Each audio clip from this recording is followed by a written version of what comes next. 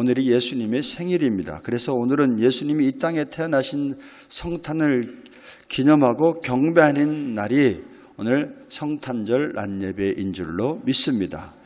어젯밤 우리 미랄 식구 모두가 동방의 박사가 별을 보고 별의 인도함을 찾아와서 아기 예수님 앞에 찾아와서 크게 기뻐하면서 황금과 유황과 모략을 드렸던 것처럼 우리 온 미랄 식구들이 황금과 유황과 모략을 드리는 그런 마음으로 믿음과 소망과 사랑으로 또 유치분 유치부대로 유년분 유년부대로 초등분 초등부대로 학생회는 학생회대로 청년분 청년대로 각 셀별로 해서 다 어린아이가 되어서 예수님께 그야말로 기쁨을 올려드리기 위해서 재롱잔치를 벌인 날이 미랄의 밤이 아닌가라고 그렇게 생각합니다. 다른 교인들은 웬 어른들이 저렇게 나와서 웬 공연을 해?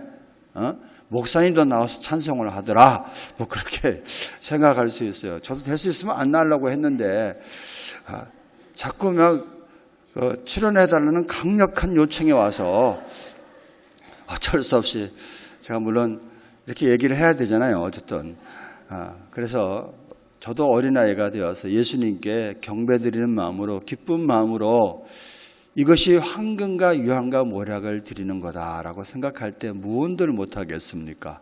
뿐만 아니라 회원권 추첨을 위해서도 또 자기들이 가지고 있던 것을 정성껏 이렇게 내놓았어요. 같이 기뻐하고 같이 선물을 주고 같이 받으면서 기뻐하고 즐거워한 날이 어제 미랄의 밤이 아니었는가라고 그렇게 생각합니다.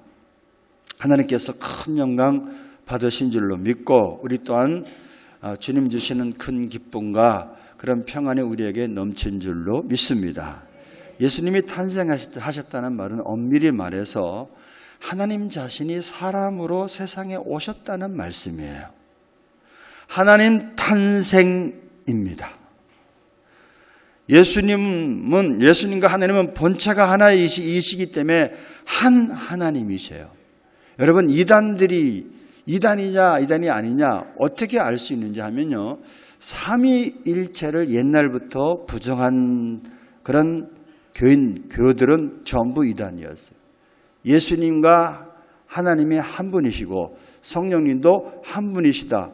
이것이 가장 기독교의 핵심 중에 핵심이에요.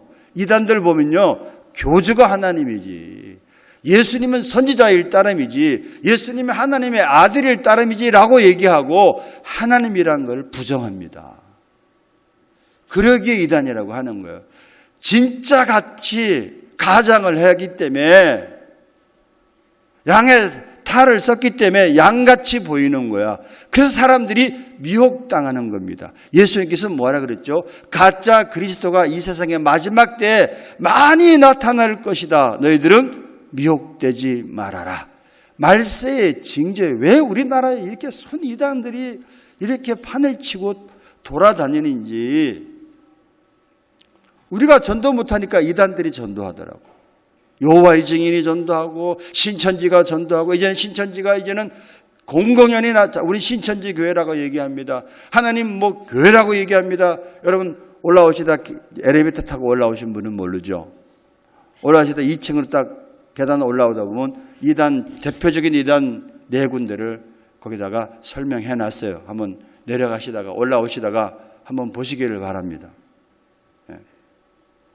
요한복음 1장에 보면 태초에 말씀이 계시니라. 이 말씀이 하나님과 함께 계셨으니 이 말씀은 뭐다? 하나님이시라. 말씀이 1장 14절에 말씀이 육신이 되어 우리 가운데 거하심에 우리가 그의 영광을 보니 누구의 영광이요? 아버지의 독생자의 영광이요. 은혜와 진리가 충만하더라. 태초에 말씀이 계셨는데 이 말씀이 곧 하나님이야. 이 하나님 된 말씀이 우리를 구원하시기 위해서 육신을 입고 이 땅에 태어나신 날, 그날이 성탄입니다. 어떤 의미에서 예수님 탄생인 것 같지만은 하나님 탄생이라는 말입니다. 이것이 성탄의 신비예요. 하나님 자신이 이 세상에 사람의 몸을 입고 오신 것입니다. 어느 날 빌립이란 제자가 예수님에게 예수님 우리에게 하나님 아버지를 좀 보여주십시오라고 요청을 했어요. 그때 예수님께서 뭐라고 말씀하신지 여러분 아시죠? 혹시 모르는 분 계실까 봐 제가 말씀드리는데 나를 본 자가 아버지를 보았거늘 어찌하여 아버지를 보이라 하느냐라고 예수님께서 말씀했어요. 나를 본 자가 누구를 보았다고요? 하나님 아버지를 보았거늘 어찌하여 하나님 아버지를 보여달라고 하느냐. 예수님과 하나님은 본체이십니다. 하나이십니다. 예수님 탄생인 것 같지만은 또 사실 깊이 생각해보면 엄밀히 생각하면은 엄밀히 얘기하면은 하나님 탄생이란 말씀입니다. 여러분, 이 불가사의한 사건을 우리가 무슨 말로 설명하고 우리가 어떤 지식을 동원해서 연구하고 이해하겠습니까? 사실 불가능한 일이란 말이죠. 그에게 필립 얀시라는 분이 예수님의 탄생에 대해서 이렇게 표현한 글이 있어요.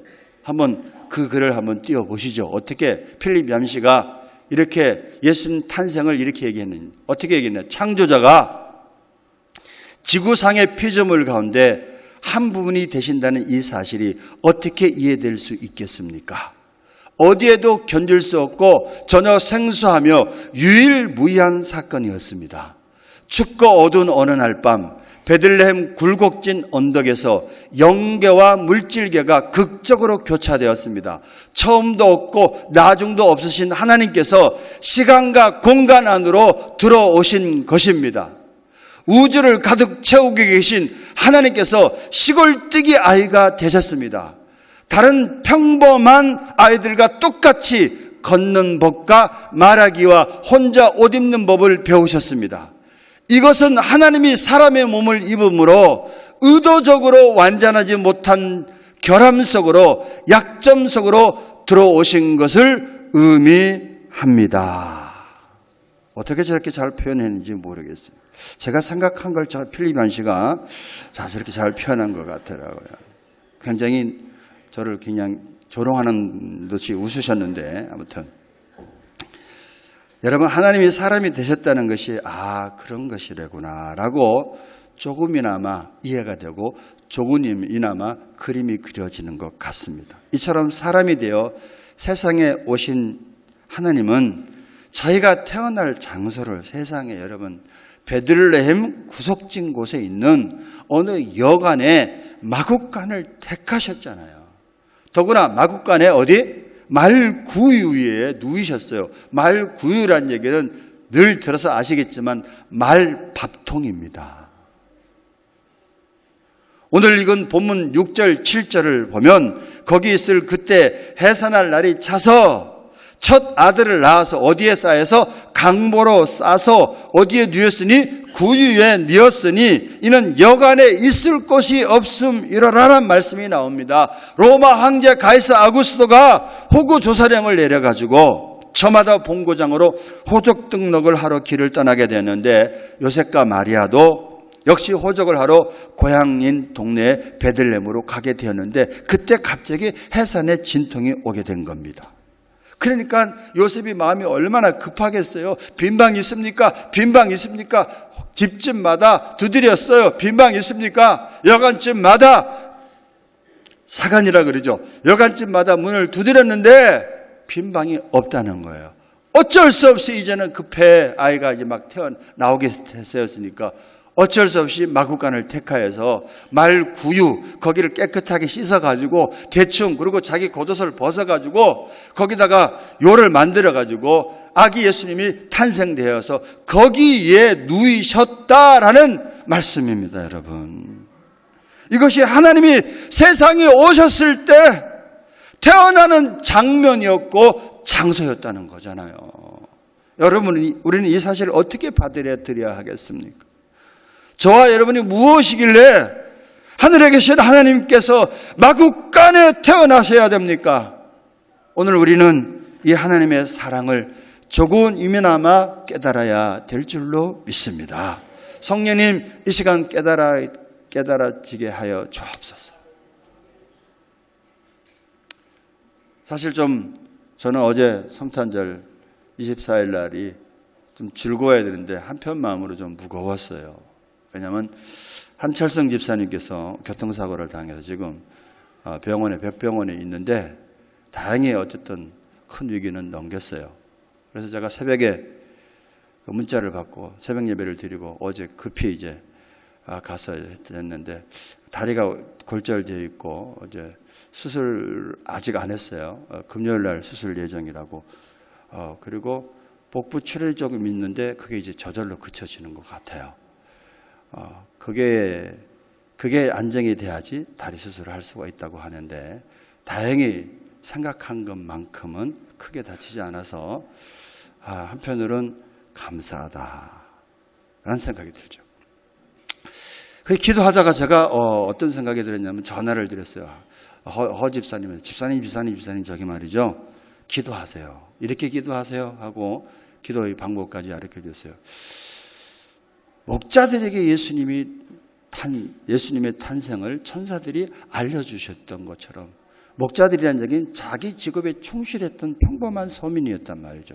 근데 예수님은 그들이 기도하지 않았음에도 불구하고 그들이 막 예수님 만나게 해달라고 기도를 했는지 안 했는지는 모르겠어. 그래서 양을 치는 목자들에게 한밤중에 예수님이 찾아오셨던 것처럼 하나님 우리 가정에 그렇게 찾아와 주세요. 하나님 한 집사님 심령색에 찾아와 주세요라고 집사님 꼭 그렇게 기도했으면 좋겠어요. 나도 그렇게 기도할 테니까 라고 기도하는 방법까지 알려줬어요. 우리가 같이 그렇게 기도해야 될 줄로 믿습니다. 여러분, 예수님의 탄생이 이렇게 천하고 비천한 낮은 자리에서 탄생하셨어요. 어떤 의미에서 보면 귀족에게도 알렸고 가장 낮은 천민계급에도 예수님의 탄생을 알렸고 이 땅에 태어나실 때 영광스럽게 좋은 장소에서 태어나시지 않고 누추한 마국간 말구유 말밥통에서 태어나신 이유가 무엇이냐. 간단하게 몇 가지로 잘 아는 말씀이지만 정리하고 기도 제목 삼기를 원합니다. 첫째는 누구나 예수님께 올 수 있음을 보여준 사건이 예수님 탄생입니다. 예수님께서 만약에 왕이나 귀인들이 사는 특급 호텔 같은 좋은 곳에서 태어나서 비단 친구에 뉘어져 있다면 목자와 같이 비천한 사람들은 들어갈 엄두도 못 내었을 것입니다. 어떻게 경배하러 갈 수 있어? 그러나 짐승이 있는 마국간에서 태어나서 꼴을 요삼아 누워 계시니 동방박사 같은 귀족도 양치는 목자와 같은 천민도 누구나 찾아가서 만날 수 있었고 경배할 수 있다고 하는 것을 보여주고 있습니다. 여러분, 여관집 자체가 누구나 들어갈 수 있는 집이란 뜻이잖아요. 여러분, 누구든지 예수님을 찾아가서 예수님을 만날 수 있다는 말씀입니다. 그러기에 성경은 누구든지 예수를 믿으면 멸망하지 않고 영생을 얻게 하려 하심이니라 라고 말씀합니다. 여러분, 예수님을 믿는 자마다입니다. 예수님을 믿는 자마다. 예수님은 산골짜기의 백합화라는 말이 있습니다. 골짜기에 핀 백합화이기 때문에 누구나 가까이 할 수가 있습니다. 기독교는 귀족의 종교가 아닙니다. 예수님께서 뭐라고 말씀했죠? 수고하고 무거운 짐진 자들아 나들은 다 내게로 오라. 제가 많은 사람도 오고 제가 적은 사람도 창녀도 강도도 부자도 가난한 사람도 유식한 사람도 무식한 사람도 남녀노소 가리지 않고 믿음만 가지고 오면 다 예수님을 만날 수가 있고 구원받을 수 있습니다. 도리어 이 세상에 돈 많고 지식 많은 사람은 교만해서 예수님 믿는 사람이 적습니다. 고린도전서 1장 26절 29절을 볼까요? 잘 아는 말씀입니다. 형제들아 너희를 부르심을 보라. 육체를 따라 지혜로운 자가 많지 않으며 능한 자가 많지 않으며 문벌 좋은 자가 많지 아니하도다. 그러나 하나님께서 세상에 미련한 것들을 택하사 지혜 있는 자들을 부끄럽게 하려 하시고 세상에 약한 것들을 택하사 강한 것들을 부끄럽게 하려 하시며 하나님께서 세상에 천한 것들과 멸시받는 것들과 없는 것들을 택하사 있는 것들을 폐하려 하시나니 이는 아무 육체도 하나님 앞에서 자랑하지 못하게 하려 하심이라. 교회는 차별 대우하는 곳이 아닙니다. 어떠한 사람도 다 예수님 앞에 나와서 경배할 수 있는 것입니다. 이것을 믿고 나온 사람들이 교인인 줄로 믿습니다. 예수 믿는 청년 김건희의 간증을 여러분 우리 교회에서 들으셨잖아요. 그때 뭘 여러 가지로 도전받았는데 꼭 도전받은 한 가지가 저는 기억나는데, 사람들에 대한 편견이 이걸 없애야겠구나. 편견을 내가 가지지 말아야 된다고 생각했는데 나도 모르게 노숙자라든가 좀 흉악한 범죄자들이라든가 이런 사람들에 대해서 편견이 이상하게 가지고 있는데, 예수 믿는 청년 김건희는 그 사람은 편견이 없어. 중들이나 스님이나 창녀나 또 노숙자나 똑같은 형제로 보는 거야. 똑같은 하나님의 사람으로 보는 거야. 똑같은 한 인격으로 봐서 낮은 자리에서 성기르니까 그 사람들이 감동을 받고 예수께 돌아오는 그런 간증이잖아요. 우리도 예수님처럼 겸손하게 다른 사람을 편견을 가지고 보는 것이 아니라 다른 사람을 섬기는 삶을 사시기를 주님의 이름으로 축원합니다. 둘째, 예수님께서 여관집, 마국간, 말밥탕에서 태어나신 두 번째 이유는 뭐냐? 예수님이 생명의 양식이 되심을 나타내주고 있는 겁니다. 구유는 짐승의 밥통입니다. 먹이를 담는 그릇에 예수님이 그 안에 누우셨습니다. 성경에 타락한 인간은 짐승만도 못하다는 말씀이 있습니다. 여러분 이사야서 1장 3절을 보면 소는 그림자를 알고 나귀는 주인의 구유를 알건만은 이스라엘은 나를 알지 못한다. 이스라엘 백성들, 사람들, 나의 백성들 깨닫지 못하는도다 라고 말씀합니다. 짐승은 꼴을 먹어야 하듯이 범죄하고 타락한 사람들은 생명의 양식이 되신 하늘에서 내려오신 예수 그리스도를 먹어야 사는 겁니다. 어떻게 먹는 거죠? 믿음으로 먹는 겁니다. 요한복음 6장 35절 봅니다. 뭐라고 말씀하죠? 예수께서 이르시되 나는 생명의 떡이니 내게 오는 자는 결코 줄이지 아니할 터리요 나를 믿는 자는 영원히 목마르지 아니하리라. 아멘. 예수님은 생명의 떡이 되십니다. 그러므로 예수님을 어떻게 해야 된다고요? 먹어야 되는 거예요. 예수님은 어떻게 먹습니까? 식인종도 아닌데 그것은 믿음으로 받아들여라 라는 의미라는 얘기죠. 예수님이 하나님의 아들이요 그리스도이심을 마음으로 믿고 입으로 시인하면 그것이 바로 예수님을 먹는 것이다. 그것을 예수님을 영접하는 것이다. 이미 예수님을 영접한 사람들은 어떻게 되죠? 하나님의 말씀을 듣고 읽고 묵상하고 공부하고 암송하여서 믿음이 성장하라는 것을 의미하는 것입니다. 베들레헴이란 것은 베들레헴 여관집이죠. 베들레헴이라는 뜻이 무슨 뜻이라 그랬어요? 떡집이란 뜻이에요. 떡집이라고 하는 베들레헴에 탄생하시고 짐승들의 밥그릇이 되는 말구에 탄생하신 것이 예수님이 영의 양식이 되신다는 것을 보여주고 있다는 말씀입니다. 사람이 떡으로만 사는 것이 아니요 하나님의 입으로 나는 말씀으로 사느니라. 육의 양식뿐만 아니라 영의 양식 되시는 예수님의 말씀을 잘 섭취함으로 영육간에 강건하고 영육간에 풍성한 삶이 전개되시기를 주님의 이름으로 축원합니다. 마지막으로 예수님이 베들레헴 여관집 마국간 말밥통에서 태어나신 것은 겸손을 의미합니다. 뭘 의미한다고요? 겸손. 마가복음 10장 45절 보니까 인자가 온 것은 섬김을 받으려 함이 아니라 도리어 어떻게 하고요? 섬기려 하고 자기의 목숨을 많은 사람의 대속물로 주려 함이니라 라고 말씀합니다. 여러분 하나님께서 이 땅에 사람이 돼서 하늘 영광 보좌를 버리시고 낮고 천한 이 땅에 오시되 베들레헴이라 아주 촌동네에서 그리고 여관집 마국간 말밥통에서 태어나신 것은 하나님 자기 자신의 비하야. 신의 자기 비하입니다.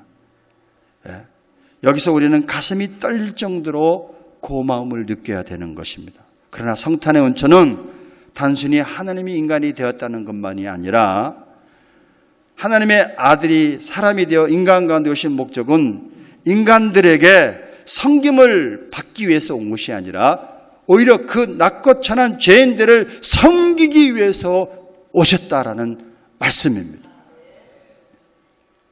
귀하신 분이 낮고 천한 데 오셨다. 섬김을 받으러 왔다. 낮고 천한 섬김을 하는 사람들은 더욱더 마음에 부담이 될 수 있어요. 그러나 여러분, 예수님은 섬김을 받으러 오신 것이 아니라 어떻게 하셨다고요? 섬기려 오셨다. 이것이 바로 성탄의 또 하나의 감격인 줄로 믿습니다. 하나님의 아들이 친히 누추한 세상에 임하여 오셨다면 온 세상이 그를 환영하고 극진하게 대접해야 될 텐데, 그러나 세상엔 그는 믿지 아니하고 그 백성은 푸대접을 했습니다. 요한복음 1장 11절 자기 땅에 오매 자기 백성이 영접치 아니하였다. 그럼에도 불구하고 예수님은 여기에 개의치 않으시고 자기 몸을 대속물로 주시기까지, 죽기까지 다 주시기 위해서 오셨어요. 다 섬기기 위해서 오셨다라는 사실을 깨달으시고 예수 믿는 저와 여러분이 예수님을 정말로 닮아간다면 이제는 섬김을 받으려는 사람이 아니라 섬길 수 있는 자세가 돼야 될 줄로 믿습니다. 요즘 누가 참으로 위대한 자냐? 세상 사람들은요, 돈이 있는 사람, 권력이 있는 사람을 성공한 자라고 솔직히 얘기하잖아요. 그러나 여러분, 금력이나 권력은 자기 중심적인 사람이 돼. 자기 이기주의적인 사람이 돼. 스스로 높음을 받으려고만 하는 왜곡된 인간이 되고 마는 겁니다. 요즘 정치인들이 얼마나 쇼를 잘하는지 몰라. 아주 막 그럴듯하게 섬기는 것처럼 얘기해. 그러나 내면에는 사람들을 지배하려고 하잖아요. 속지 말아야 됩니다. 누구든 오늘의 사회가 고민하고 진통하고, 왜 사회가 고민하고 진통하죠? 지배를 하려고 하니까 그러는 거야. 섬김을 받으려고 하니까 그런 거야. 오늘날 가정이, 오늘날 교회가, 오늘날 사회가 왜 진통합니까? 섬김을 받으려고 하기 때문에 그래. 예수님처럼 이제 우리는 섬기는 자가 돼야 될 줄로 믿습니다. 이 시대를 구원할 수 있는 새로운 가치관이 뭐냐? 그것은 바로 섬김의 가치관이다. 교사들 아이들을 섬기고, 우리 직분자들 교인들을 섬기고, 또 나라의 위정자들 지도자들 또한 국민들을 섬길 수 있는 그런 삶을 살게 될 때 행복한 사회, 행복한 국가, 행복한 가정, 행복한 교회가 될 줄로 믿습니다. 성탄절을 맞이하여 하나님의 사랑을 다시 한번 깨닫고 저와 여러분의 삶이 진정한 섬김의 본을 사는 삶이 되시기를 주님의 이름으로 축원합니다.